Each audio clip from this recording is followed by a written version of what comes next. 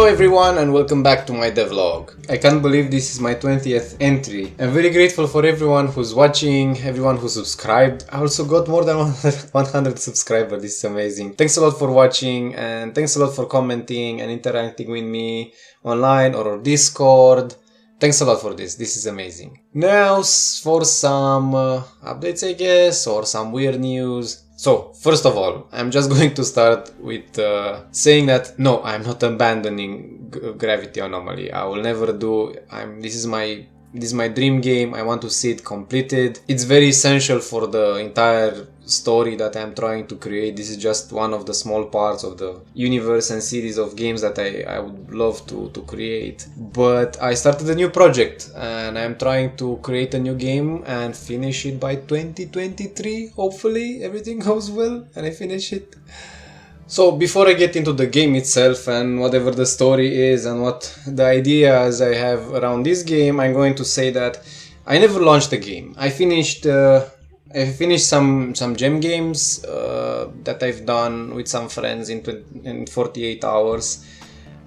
And that's super fun, and it's very fun to finish a game, like starting a game and getting it to a moment where you can say, okay, this is a game. Of course, you know, like how gem games can go, it's not entirely well done and it still has some polishing need to be done in order to actually be fun and playable, but the experience of finishing a game is very rewarding and you learn a lot of stuff about game development by just finishing a game and completing it. And I said, okay, so I don't have that much experience of finishing a bigger game, so Gravity Anomaly is rather a big game, and I would love to make it several hours long and have the player play more than just a few hours, and that's mostly because I want this experience to be the kind of experience I got when I was playing other video games as a child, and I still do the same, like forgetting about yourself and just exploring a new world where you experiment with stuff you wouldn't explore in the real world, right? I mean, that's one of the reasons I am doing game development,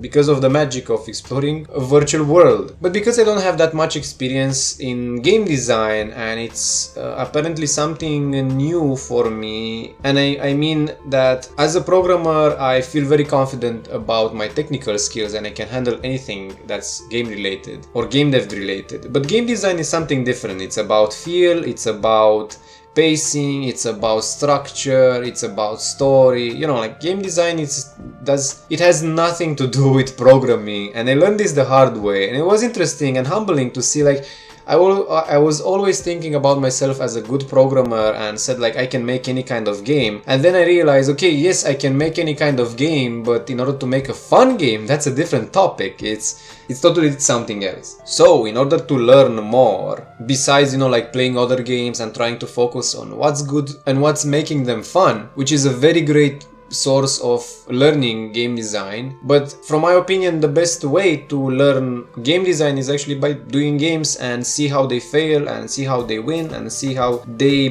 become from not fun to fun. That's an experience I still have to learn and explore. And first I came up with an idea where the scientists are playing with some kind of particle accelerator that's going around the entirety of the Earth, and that's accidentally creating a portal and splitting the entirety of the Earth into two, and aliens start to pour in the world, and you need to save the world because you're a hero and you're the only one who can do it properly because you're this super soldier which is trained against any kind of future alien invasions. And the first idea was to have like a permadeath procedurally generated levels game, but the scope of this game exploded very fast and I don't have experience with making small things as well, so that's another thing that I'm trying to learn about game development, making smaller games before reaching for a bigger project. And then I thought about how to cut this idea into smaller chunks and having it in such a way that I can possibly make it up until 2023. So the game is about the same super soldier, it's the same portal, but the difference is that you're not going to enter the portal itself,